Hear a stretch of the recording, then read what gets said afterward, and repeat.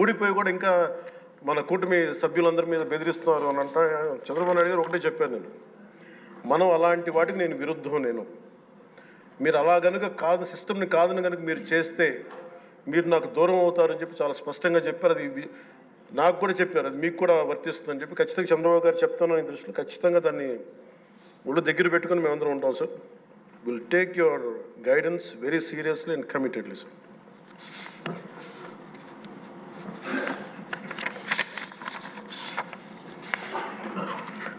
అలాగే కేంద్ర నాయకత్వం నిన్న ఈరోజు ఇందాక న్యూస్లో చూసిన అధ్యక్ష, 15,000 కోట్ల రూపాయలు మన ఏ అమరావతి లేకుండా ఈరోజు వరకు ఇబ్బంది పడతాం, అలాంటి అమరావతికి కేంద్ర మంత్రి మన నాయకులు ప్రధానమంత్రి గౌరవ ప్రధానమంత్రి శ్రీ నరేంద్ర మోదీ గారు బడ్జెట్లో ఈ రోజున 15,000 కోట్ల రూపాయలు అమరావతి కోసం రిలీజ్ చేసినందుకు సహృదయంతో మనస్ఫూర్తిగా కూటమి తరపున మా అందరి తరపున కూడా వారికి ధన్యవాదాలు తెలియజేస్తున్నాం అధ్యక్ష. To Honorable Prime Minister Sri Narendra Modi ji, we are grateful to you, sir, for releasing the funds and will be eternally indebted to you, sir. అలాగే భవిష్యత్తులో అధ్యక్ష చంద్రబాబు గారు కూడా చాలా స్పష్టంగా చెప్పారు నిన్న, ప్రభుత్వంలో భాగస్వామ్యంలో ఉన్న కార్యకర్తలు కానీ మా సహచర ఎమ్మెల్యేలు కానీ మీరు వ్యక్తిగతంగా ఏ తప్పులు చేసినా అది ప్రభుత్వం మీద పడుతుంది. అలాంటి తప్పులు జరగకుండా చూసుకోండి.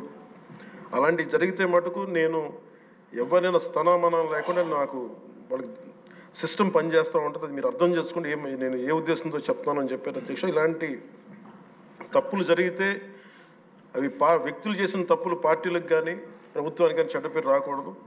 దాన్ని ఎలా హ్యాండిల్ చేసుకోవాలో జనసేన పార్టీ తరపు నుంచి నేను మా వాళ్ళందరికీ కూడా ఒకటే తెలియజేశాను.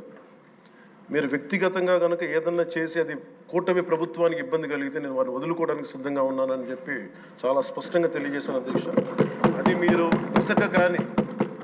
ఇసుక విధానాల్లో కానీ మైనింగ్ విధానాల్లో కానీ ఏ రకంగానా సరే గత ప్రభుత్వం చేసింది కదా మేము కూడా చేస్తామని ఎవరన్నా నాకు జనసేన పార్టీ తరఫు నుంచి ఎవరన్నా సరే ఉంటే వారిని నియంత్రించే బాధ్యత, వారిని సరిచేసే బాధ్యత మేము తీసుకుంటాం. అలాగే చట్టపరమైన తప్పు జరిగితే చట్టపరంగా ఎలాంటి చర్యలు తీసుకోవాలో అది మాకు కూడా అప్లై చేయండి, నాతో సహా. మేము తప్పు చేస్తే నాతో సహా ఆ చట్టాలు నాకు కూడా అప్లై చేయండి. ఎవరు దీనికి అతీతులు కాదు. దీనికి ముఖ్యంగా ఈ 5 సంవత్సరాల కాలం ఇది హాలిడే కాదు ఎవరికి. మన ముఖ్యమంత్రి గారు కూడా చెప్తా ఉన్నారు, ట్రాఫిక్ జామ్స్ ఎంతసేపు జరుగుతున్నాయి, ఈ ప్రోటోకాల్స్ ప్రకారం సెక్యూరిటీ హ్యాజర్డ్స్లో ఎంతసేపు ట్రాఫిక్ నాపుతున్నారు, ఒక 2-3 నిమిషాల నుంచి ప్రజలు ఇబ్బంది పడకూడదని పదే స్పష్టంగా చెప్తా ఉన్నారు. అలాగే మన ఎస్కార్ట్ సెక్యూరిటీ వల్ల సామాన్య ప్రజలు ఇబ్బంది పడకూడదని మాకు దృష్టికి తీసుకొచ్చారు. ఖచ్చితంగా దాన్ని మా కింద అధికార యంత్రాంగాన్ని మొత్తానికి తెలియజేశాను సార్. అలాగే ఈరోజు మనకున్నది భవిష్యత్తు బాధ్యత. ఇది కేవలం ఈ హౌస్లో ఉన్న వ్యక్తులకే కాదు అధ్యక్ష, ఇంక్లూడింగ్ బ్యూరోక్రాట్స్కి. గత ప్రభుత్వం చాలా అవుట్రైట్ తప్పులు చేస్తూ ఉంటే కూడా బ్యూరోక్రసీ చాలా వరకు చాలా నిర్లిప్తంగా ఉండిపోయారు అధ్యక్ష. ఒక్క ఐఏఎస్ అధికారి ఏసార్లు రివ్యూ చేసిన ఒక్క ఐఏఎస్ అధికారి పేరు చెప్తా ఉంటారు. ఈ రోజున ఐఏఎస్ అధికారి ఏ శిక్ష పడకుండా వెళ్ళిపోయాడు. ఇలాంటి పరిస్థితులు జరుగుతూ ఉన్నాయి. So bureaucracy also has to take responsibility. And of course media ఏ సమస్యని హైలైట్ చేయాలి, ఏ సమస్యని హైలైట్ చేయకూడదు, ఏది ప్రజలకు అవసరం అనేది మీడియా మీద కూడా బాధ్యత ఉంది అధ్యక్ష.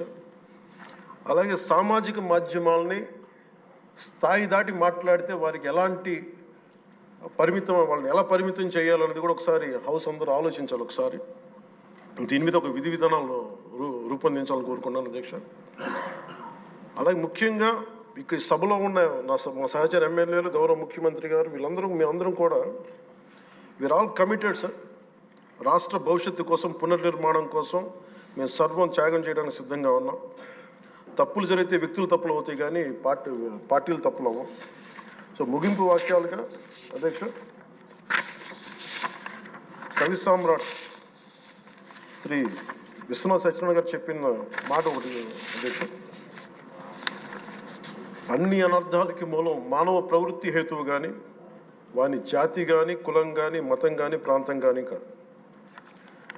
వ్యక్తులు చేసిన తప్పుల్ని దయచేసి అది వ్యక్తులకే ఆపాదించాల అధ్యక్ష, పార్టీలకు కాదు.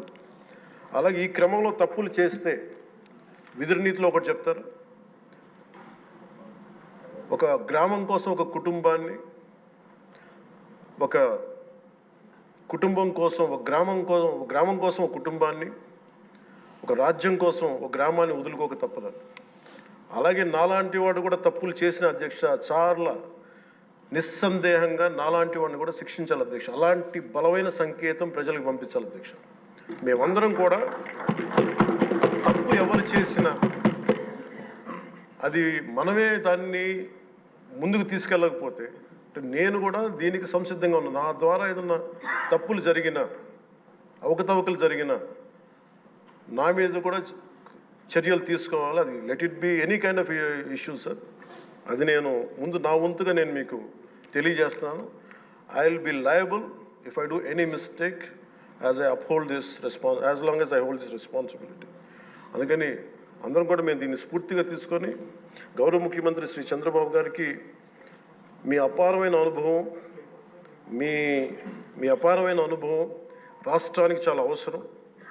మేము మీకోసం అహిర్నిశలు ఈ రాష్ట్రాన్ని తిరిగి గాడిలో పెట్టే వరకు మేము ఎప్పుడు కూడా మీ కనసాయిగల్లో పనిచేస్తాం అని తెలియజేసుకున్న గౌరవ ముఖ్యమంత్రి గారికి, నాకు అవకాశాన్ని ఇచ్చిన సహచర మా మంత్రివర్గానికి, సభ్యులకి, గౌరవ సభ్యులకి, గౌరవ సభాపతి గారికి, గౌరవ ముఖ్యమంత్రి గారికి మీ అందరికీ చేతులెత్తి నమస్కారం.